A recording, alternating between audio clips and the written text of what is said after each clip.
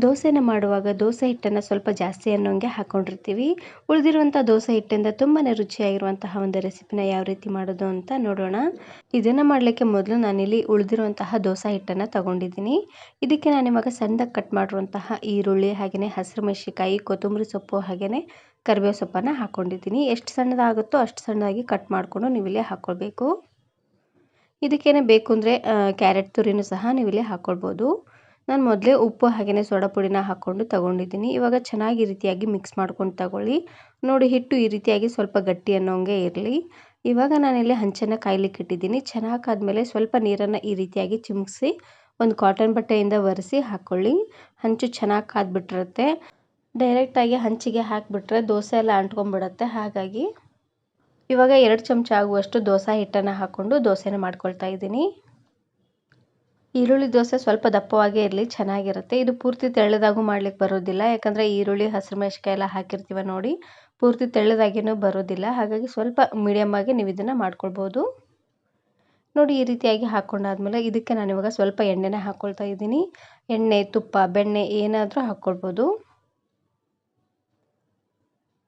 ಈರುಳ್ಳಿ ದೋಸೆ ಸ್ವಲ್ಪ ಕ್ರಿಸ್ಪ್ ಆಗಬೇಕು ಅನ್ನೋ ಹಾಗಿದ್ರೆ ಉರಿನ ಆದಷ್ಟು ಲೋ ಫ್ಲೇಮ್ನಲ್ಲೇ ಇಟ್ಟು 1 ನಿಮಿಷವರೆಗೂ ಚೆನ್ನಾಗಿ ಬೇಯಿಸಿದ್ರೆ ಆಯಿತು.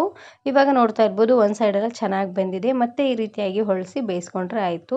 ತುಂಬಾ ರುಚಿಯಾಗಿರುವಂತಹ ಈರುಳ್ಳಿ ದೋಸೆ ರೆಡಿಯಾಗಿ ಹೋಗ್ಬಿಡುತ್ತೆ. ಇದೇ ರೀತಿಯಾಗಿ ಇನ್ನೊಂದು ದೋಸೆನ ಹಾಕ್ಕೊಳ್ತಾ ಇದ್ದೀನಿ.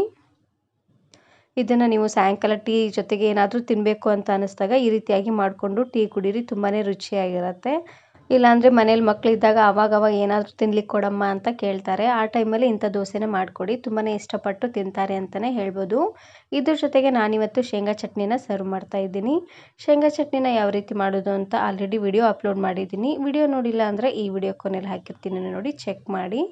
ಇವಾಗ ನಾನಿಲ್ಲಿ ಇನ್ನೊಂದು ದೋಸೆನ ಮಾಡಿ ತೋರಿಸ್ತಾ ಇದ್ದೀನಿ, ಎಗ್ ದೋಸೆ. ಇವಾಗ ದೋಸೆ ಹಂಚಿಗೆ ಸ್ವಲ್ಪ ನೀರನ್ನು ಚಿಮಿಸಿ ಕಾಟನ್ ಬಟ್ಟೆಯಿಂದ ಒರೆಸಿ ಈ ರೀತಿಯಾಗಿ ದೋಸೆನ ಹಾಕ್ಕೊಳ್ತಾ ಇದ್ದೀನಿ. ಈ ದೋಸೆನ ಸ್ವಲ್ಪ ತೆಳ್ಳ ಅನ್ನೋಂಗೆ ಹಾಕ್ಕೊಳ್ಬೇಕು, ಚೆನ್ನಾಗಿರುತ್ತೆ. ಇದಕ್ಕೆ ನಾನು ಇವಾಗ ಒಂದು ಮೊಟ್ಟೆನ ಒಡೆದು ಹಾಕ್ಕೊಳ್ತಾ ಇದ್ದೀನಿ.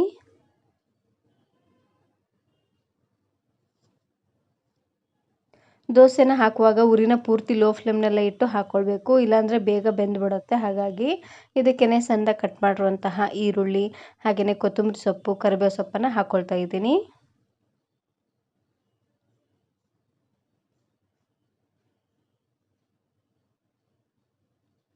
ಹಾಗೆಯೇ 1 ಚಮಚ ಆಗುವಷ್ಟು ಅಚ್ಚ ಖಾರದ ಪುಡಿನ ಹಾಕ್ಕೊಳ್ತಾ ಇದ್ದೀನಿ. ಖಾರ ಪುಡಿ ಬದಲಾಗಿ ನೀವು ಹಸಿರು ಮೆಣಸಿಕಾಯಿನಾದರೂ ಹಾಕ್ಕೊಳ್ಬೋದು, ಇಲ್ಲಾಂದರೆ ಹಸಿರು ಮೆಣಸಿಕಾಯಿ ಪೇಸ್ಟ್ ಆದರೂ ಹಾಕ್ಕೊಳ್ಬೋದು. ಹಾಗೆಯೇ ರುಚಿಗೆ ತಕ್ಕಷ್ಟು ಉಪ್ಪನ್ನು ಹಾಕ್ಕೊಂಡು ಇದನ್ನು ಇವಾಗ ಚೆನ್ನಾಗಿ ಮಿಕ್ಸ್ ಮಾಡ್ಕೊಳ್ಬೇಕು. ಈರುಳ್ಳಿ, ಕೊತ್ತಂಬರಿ, ಕರಿಬೇವು ಹಾಗೆಯೇ ಮೊಟ್ಟೆ ಎಲ್ಲ ಚೆನ್ನಾಗಿ ಹೊಂದ್ಕೊಳ್ಳೋ ರೀತಿಯಾಗಿ ಈ ರೀತಿಯಾಗಿ ಸ್ಪ್ರೆಡ್ ಮಾಡ್ಕೊಳ್ತಾನೆ ಮಿಕ್ಸ್ ಮಾಡ್ಕೊಳ್ತಾ ಬನ್ನಿ. ಇದು ಪೂರ್ತಿಯಾಗಿ ಎಲ್ಲ ದೋಸೆಗೂ ಸ್ಪ್ರೆಡ್ ಮಾಡ್ಕೊಳ್ಬೇಕು. ನೀವು ಹೀಗಾದರೂ ಮಾಡ್ಕೊಳ್ಬೋದು, ಇಲ್ಲಾಂದರೆ ಒಂದು ಬೌಲಲ್ಲಿ ಎಗ್ಗನ್ನು ಒಡೆದು ಎಲ್ಲ ಇಂಗ್ರೀಡಿಯೆಂಟ್ಸನ್ನು ಹಾಕಿ ಸಹ ನೀವು ಇದನ್ನು ಮೇಲ್ಗಡೆ ಹಾಕ್ಕೊಳ್ಬೋದು.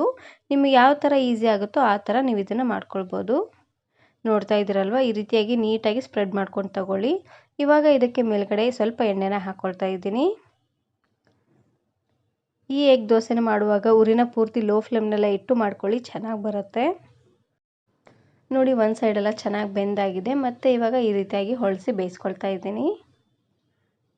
ಇವಾಗ ಆಮ್ಲೆಟು ಅಷ್ಟೇ ಚೆನ್ನಾಗಿ ಬೇಯಬೇಕು ನೋಡಿ, ಹಾಗಾಗಿ ಲೋ ಫ್ಲೇಮ್ನಲ್ಲೇ ಇಟ್ಟು 2 ಸೈಡು ಚೆನ್ನಾಗಿ ಬೇಯಿಸಿದ್ರೆ ಆಯಿತು. ತುಂಬಾ ರುಚಿಯಾಗಿರುವಂತಹ ಒಂದು ಎಗ್ ದೋಸೆ ರೆಡಿಯಾಗಿ ಹೋಗ್ಬಿಡತ್ತೆ. ನಿಮಗೆ ಏನಾದರೂ ತಿನ್ನಬೇಕು ಅಂತ ಅನ್ನಿಸ್ದಾಗ ದೋಸೆ ಹಿಟ್ಟಂತೂ ಇದ್ದೇ ಇರುತ್ತೆ. ಈ ರೀತಿಯಾಗಿ ಮಾಡಿಕೊಂಡು ತಿನ್ನಿ, ತುಂಬಾ ರುಚಿಯಾಗಿರುತ್ತೆ.